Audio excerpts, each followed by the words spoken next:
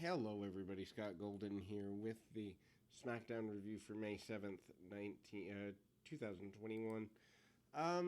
Not a bad show, and I say this weekly. They are, of the WWE brands, probably the best brand right now. NXT is very hit and miss.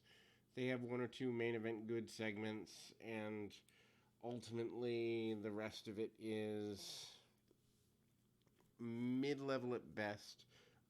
Raw is complete trash, and I don't. Do people even watch the 205 Live thing anymore or the main event stuff? I don't imagine that people do unless they have literally no time, or they're super fans with three teeth in their entire family. I just don't.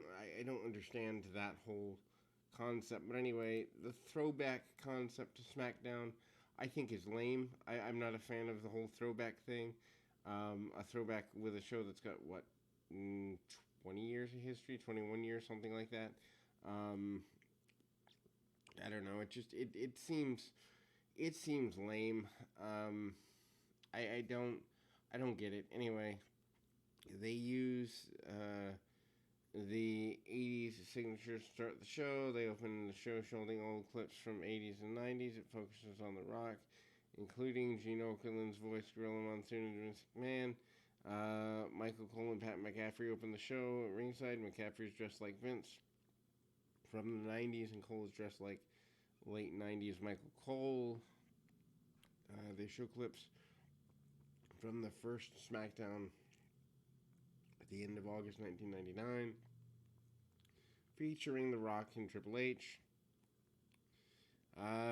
They have a set with the old 80s and 90s logo. Roman Reigns, Jey Uso, and Paul Heyman make their way out. Cole stresses that Bryan's banned from SmackDown. They recap the Bryan getting beaten last week. Heyman holds the title up and does a eulogy for the career of Daniel Bryan. They stand in the ring, heads down, 10-bell salute for his career. They pipe in loud chants of "You suck" and other negativity. Reigns notes that he's a man of his word and gave everyone what they wanted. He said Bryan didn't want to be on SmackDown, and he'd acknowledge him as head of the table. Reigns said he replaced him and introduced the returning Jimmy Uso. Jimmy's thrilled to be back and hugs Jey. They embrace Reigns and shake hands with Heyman. Cesaro's music interrupts and he walks out. He notes that Reigns climbed and he replaces Bryan, but that's not possible. Rollins jumps Cesaro. They brawl around ringside. Teddy Long's music hits, and he dances on the ramp. He announces that if Cesaro beats Rollins tonight, he gets a Universal title match at WrestleMania Backlash. Long notes Adam Pearce gave him the power to make the match. Reigns knocks Cesaro to the floor from behind. Rollins sets him up and sends him into the stairs. Not a bad opening segment. If I believe Cesaro actually had a chance of beating Reigns, then I would care more. But I really don't think they'll go through with it. Cesaro defeats Rollins. Fast-paced match. Good here. Both the Usos stay at ringside. Reigns watches from the back. Rollins jumps Cesaro. Hits a couple sling blades for a near fall. Throws Cesaro into the barricade. And sends him back into the ring for a near fall of his own there. Rollins slows the pace down. Cesaro blocks the suplex attempt and counters a suplex of his own. Cesaro hits a series of uppercuts in the corner, follows up with a discus clothesline for another near fall. And then Cesaro climbs to the top rope. Jey jumps the apron. Rollins takes advantage and hits a superplex Falcon Arrow for a close near fall. Back from another break, because we don't know how to pace our matches. Climb to the top. Jey Uso jumps the apron. Rollins takes advantage and hits a superplex. Or actually, that's right before the break. And then Cesaro locks in the sharpshooter. Rollins avoids more offense and gets a near fall of his own. Rollins then attempts the curve stomp. Cesaro catches him. Places him on the top rope. Cesaro goes for the gut wrench superplex. But Rollins breaks that up. Rollins then hits a buckle bomb. Cesaro bounces off the corner and nails a clothesline. Rollins regains control and sets Cesaro on the floor. Rollins prevents Jay from attacking Cesaro. He yells that he's not Roman and to stay out of his business. Rollins then throws him back in the ring. Jay tries to get his attention again. Rollins pushes Jay down as Jimmy nails him with a super kick. Cesaro hits a plancha onto Jimmy and then throws Rollins back into the ring. Follows up with a Gotch neutralizer for the win. Cesaro takes on Universal Champion at Backlash. So Cesaro and Reigns is where we're going. Back for the break. Rollins goes into Reigns' dressing room, and Rollins is furious. He wants to know if he should be mad at Reigns or his cousins. They played the old WrestleMania theme from the 80s.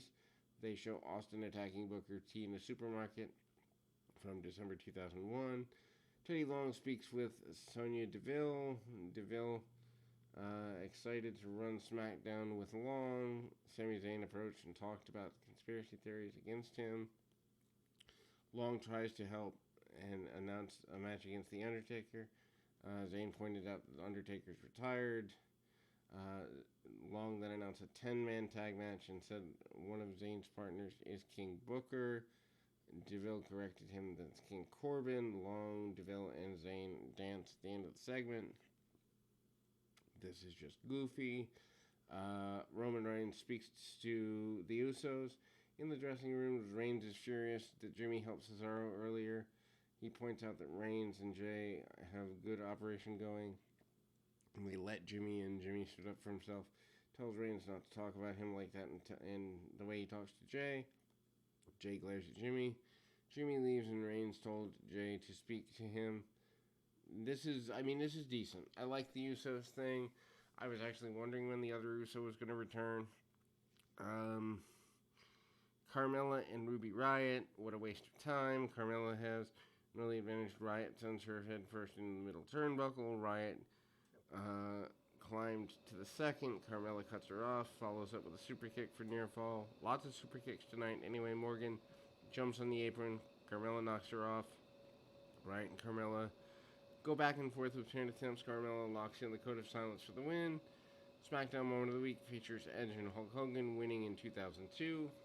It reminds me how much I don't like wrestling from the early 2000s, much more than now. Anyway, clips from June 12th, 2003. Lesnar Big Show. Easy for me to say. Big Slow? Sure. Anyway, the ring implodes. And then Belair and Bayley have a good segment. Bayley talks about her long reign as SmackDown Women's Champion. She's not out there to talk about herself. She wants to talk about former champions. She shows Alundra Blaze, Jacqueline, Lita, Trish Stratus, Ivory, Beth Phoenix, and Molly Holly. She praises them and makes fun of them in the same sentences. Bayley then shows a picture of current SmackDown Women's Champion Bianca Belair. She mocks Belair and calls her insecure. Bayley noted that she's the first challenger, but also her last. She promises to win the title at WrestleMania Backlash. Belair's music hit. She comes out to the ring. Belair notes that she lives her best life, and it's only about to get better at Backlash. Belair appreciates Bayley's concern, but thinks she should worry about herself. Belair then says she's on her way to becoming the longest reigning SmackDown Women's Champion ever. Bayley starts to laugh in her face. They start brawling. Belair beats down Bayley around the ring. Bayley fights back and pulls Belair's earring out and beats her down to the end of the segment. Jey Uso approaches Jimmy. Jay wants to know if Jimmy meant what he said and got in Jay's face. Noted the reason Roman Reigns is Universal Champion is because of Jay. Jimmy noted that the family and asks for his brother's support. And then Jimmy talked about the Usos becoming tag team champions and think about that. Anyway, throwback moment of the week, 27th of June 2002, Cena and Kurt Angle. And then Undertaker is praising Cena after the match. Dominic Mysterio with Rey defeats Dolph with Robert Roode. Ziggler dominates the match. And they have completely wasted or Ziggler dominates the match, and they've completely wasted Dominic. Ziggler makes fun of Dominic and notes he doesn't belong with them in the ring. He claims that Dominic doesn't belong in the company either. Ziggler notes that Ray's son and told him to get out of the ring. Dominic demands the match. And basically, Ziggler gets in Dominic's face, slaps him. Dominic slaps Ziggler back, and this is just utter trash. He sends Ziggler to the floor, jumped on the apron. Ziggler recovers, drops Dominic on the apron. Ziggler makes fun of Dominic throughout the contest and attempts a suplex. Dominic counters and uses a small package to win. The recap: Tamina and Natalya defeating Nia Jax and Shayna Baszler, showing how weak the SmackDown Women's Division is. In a non-title match last week, they also showed Tamina talking Smack.